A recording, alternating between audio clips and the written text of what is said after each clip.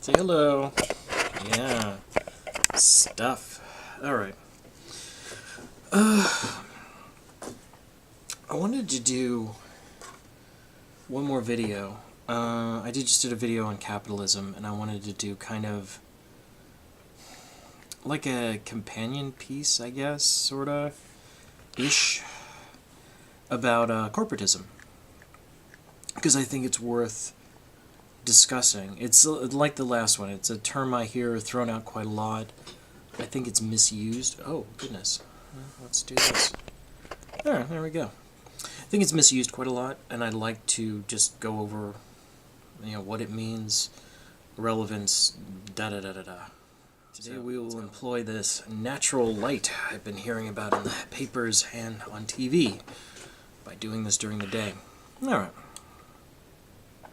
Just briefly, explanation of what a corporation is, I guess. I mean, just the bare basics here. Once upon a time, economics evolved, Middle Ages,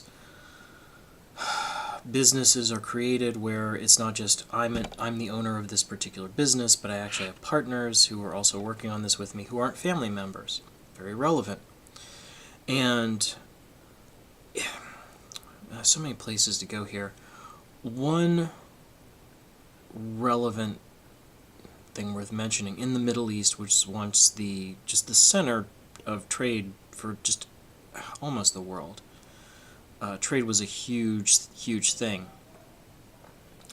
And the problem is, when you have a large group venture like that, like what I just described, a number of different partners who all invest in this trade company or whatever the hell it happens to be.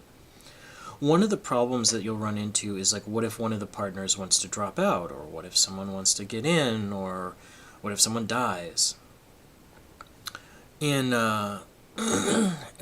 this is brought up because this is one example of some of the pitfalls you have with a proto corporation.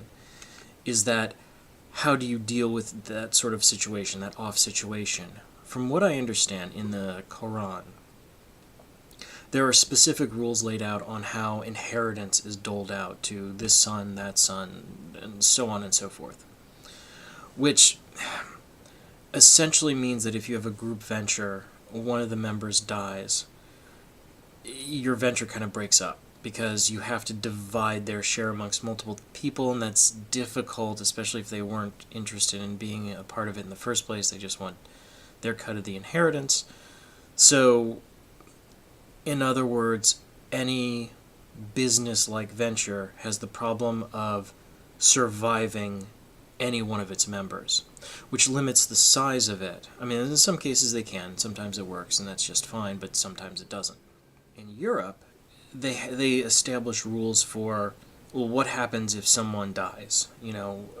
Rules that didn't have this sort of, they had no grounding in religion, so who cares?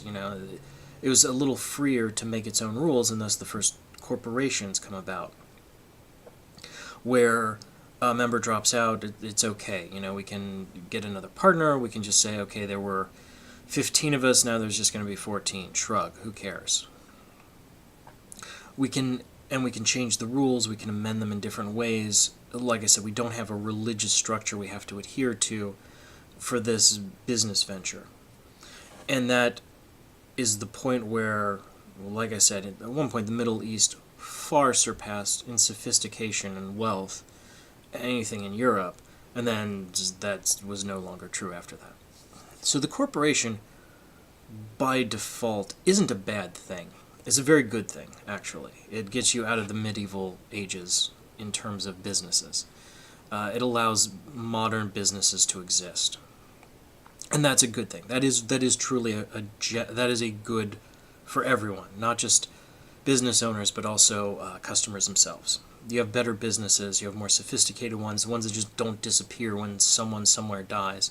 And it allows you to create a business with lots and lots of partners, like with hundreds, even thousands of them. I mean, it's so much is placed on the corporations. If you started any conversation nowadays, and you started your sentence with, well, the corporations, immediately you're painting a bad guy. you know? So, and I don't think that's accurate. I mean, just because a corporation exists, worth noting also, God, this is a complicated issue, I guess, after all. A lot of corporations don't exist to make money.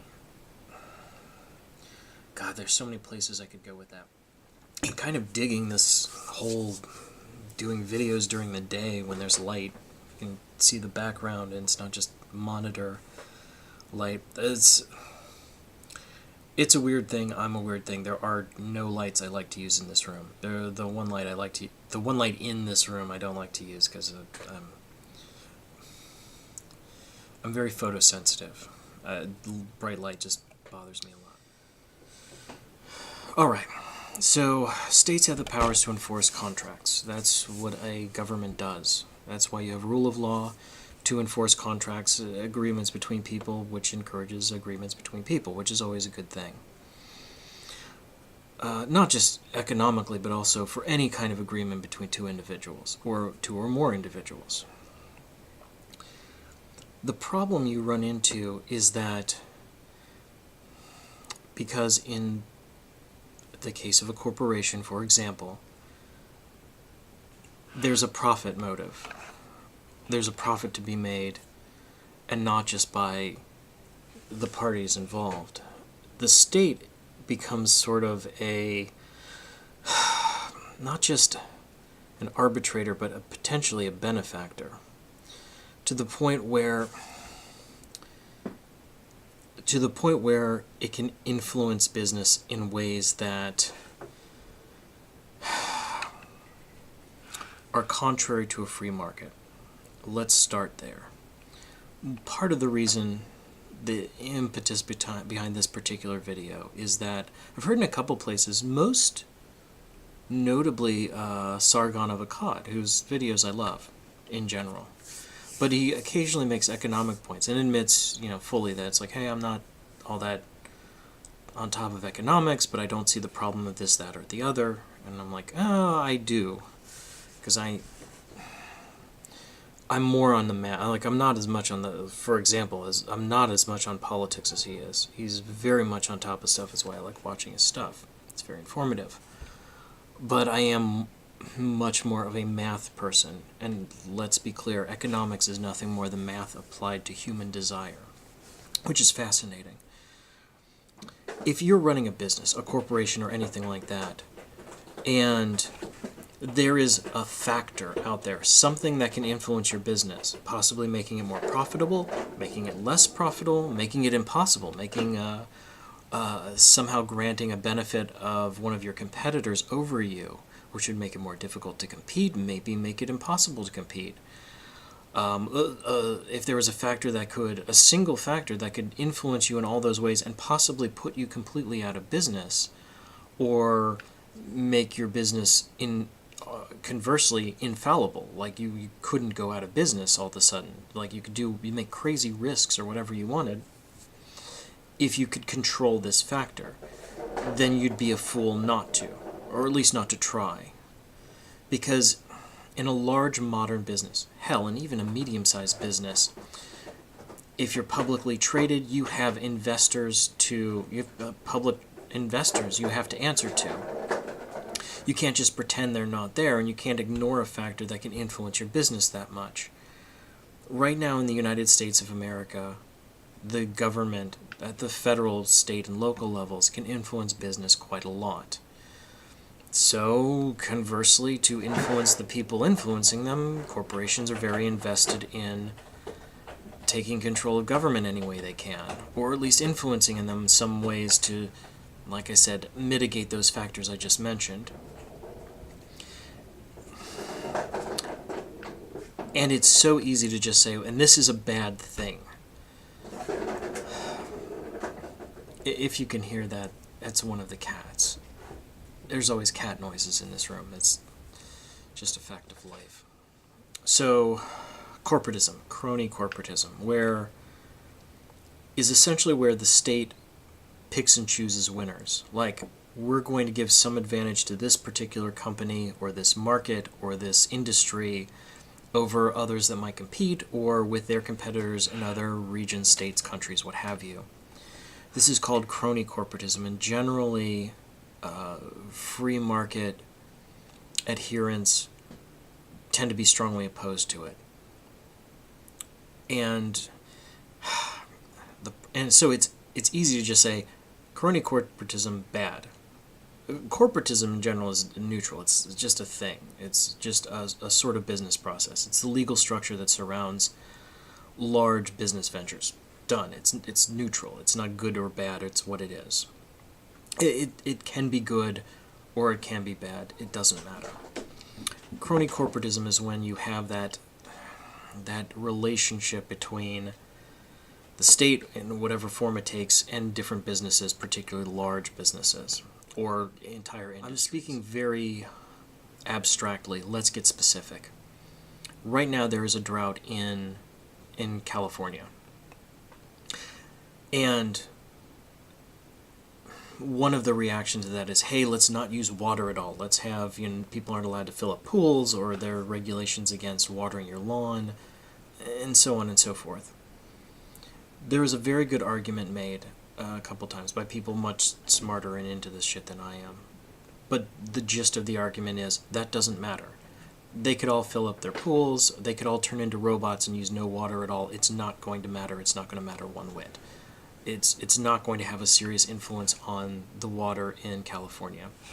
And that is because, as I've mentioned in my previous video about capitalism, the price of water is fixed. There's a flat rate for water in California, and most, if not all of California, certainly all the big cities, San Diego, San Francisco, the San Francisco, San Diego, LA, which is a big, big deal. Because if there's a flat rate for water, in other words, the price of water has been fixed below the real value of water. Its price has been set below its actual value. It's going to disappear. And hey, there's a drought. Perfect example of that. But the reason it's fixed is very specific. It's because most of the water in California is used by a single industry. From what I understand, 4/5 of the water being used in municipal water, well, let's be specific in that, is being run by the agricultural industry. It's being used by them. So one of their big costs is water. So the entire industry has a vested interest in making sure that the price of water stays flat rate. Because if the price of water were allowed to fluctuate, it would be, there's a drought. The value of water, the price that it should be at, is quite high, significantly higher than it is right now. That would affect their business. That would be a huge market expense.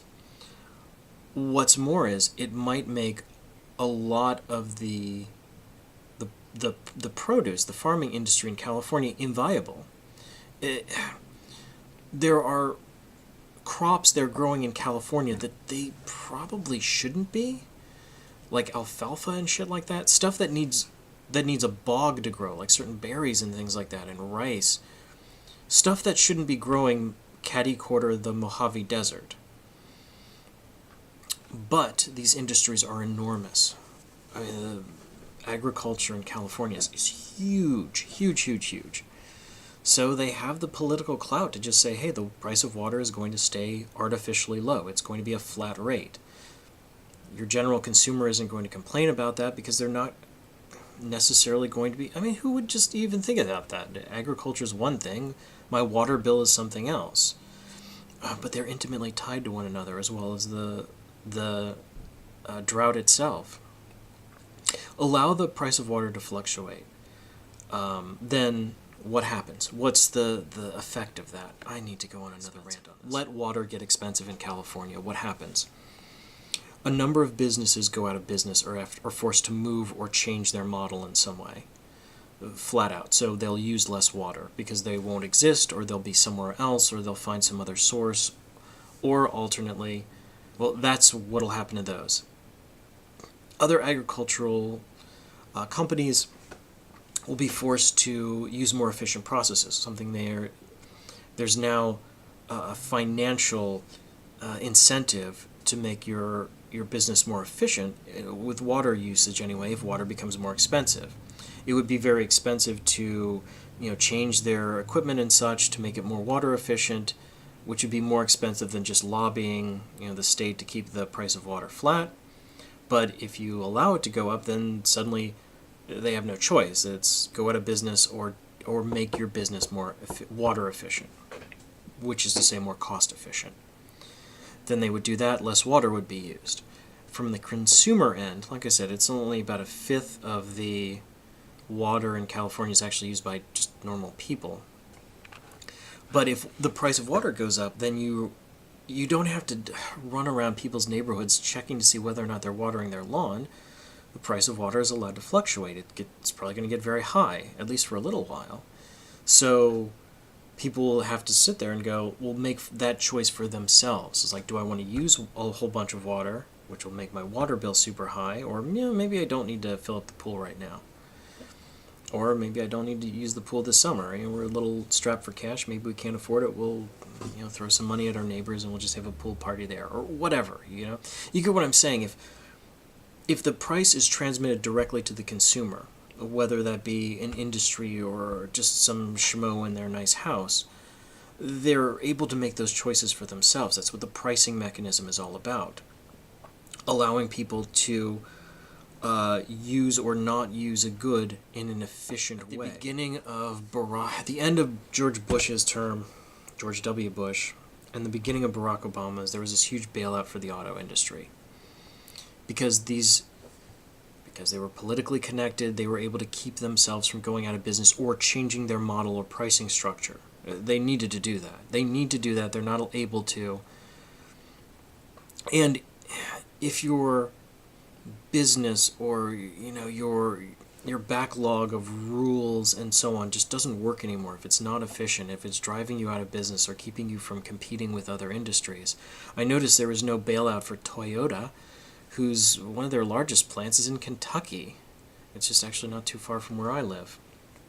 It's just I think it's like an hour south of here or something like that. But if you can't compete, then maybe you should go out of business. One thing of corporatism, not crony corporatism, but actual normal corporatism, and by extension capitalism, is that failure is a feature in it, not a flaw. And I don't just mean failure of little guys, like the little guy who couldn't compete. I mean big companies fail all the time. Where was the big bailouts for Studebaker or hundreds of other American auto companies that just went out of business, and they end up either just disappearing. People started working elsewhere, probably for another auto company, or retooled their business or whatever needed to happen there, or alternately, they got bought out. The dying company got bought by another auto company who's maybe just starting up or maybe looking to expand, and so on and so forth. That happens actually quite a lot. Chrysler, I think, is one example, where they used to be their own thing, but then they were the entire brand and a lot of their factories and infrastructure were bought by someone else. So when you have crony corporatism, you have the ability to short-circuit that mechanism, that failure. Failure is an important part of that mechanism. If your business doesn't work, if you've acquired... I've been dancing around unions because I want to make this video short. For one, and it's a big, complicated issue. But if you have anything that's keeping you from, internal rules, agreements, whatever, that's keeping you from being streamlined and efficient, having the company completely closed down, well, like I said, it's not like people are going to be executed when the factory closes down. They'll find work elsewhere, or the factory will get bought, and you'll have just a different boss with different rules, most likely. It's just a part of what needs to happen there. If that gets short-circuited, then you have, first of all, huge subsidies. The money has to come from somewhere. And it kind of gets pushed onto the public. So instead of rambling on, I'm going to pretty much stop there, and just to summarize, a corporation is just this an organization supported by rule of law in various ways, good and bad, that allows shareholders, investors of various kinds, to share in the success and failure of the joint venture. That's all. It's not magical. Like I said, there are different ways that large companies can become more influential than perhaps they should. But it's good and bad. And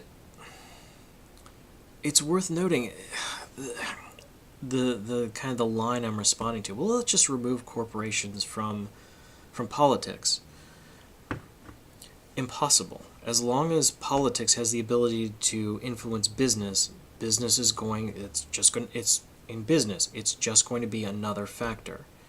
They have every reason to, unless you remove, or at least strictly limit and define, how the state influences business, then business is always going to have an interest, a vested interest in influencing the state. All there is to it. You can't extricate that relationship one way, is what I'm saying, if that makes sense. If one can affect the other, then the other can affect that one as well. It goes both ways, simply put. Okay, closing up. Closing. Okay. I'm not even going to get started in something like Citizens United, where you have a corporation formed specifically as kind of a political action group. Not necessarily a political action committee. That's a different issue.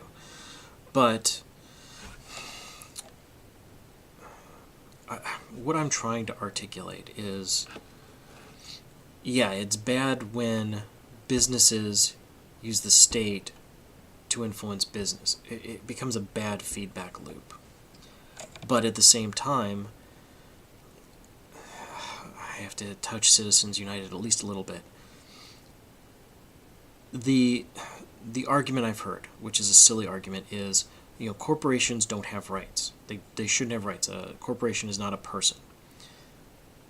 Yes, but that's not the argument. The argument is, I've got to do another video on this because this is so... I could be sitting here for an hour discussing this. But the reason Citizens United was overturned was the individual people who form a corporation don't magically lose their rights by forming a corporation.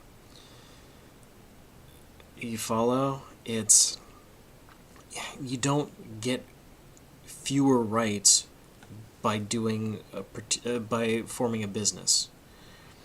It shouldn't have more rights, but the individuals in that company shouldn't have fewer rights.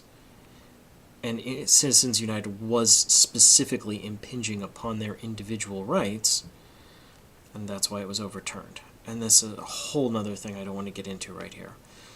But you can't talk about corporatism without talking about crony corporatism, which is specifically the intermingling of state and business, sometimes to very ugly effect.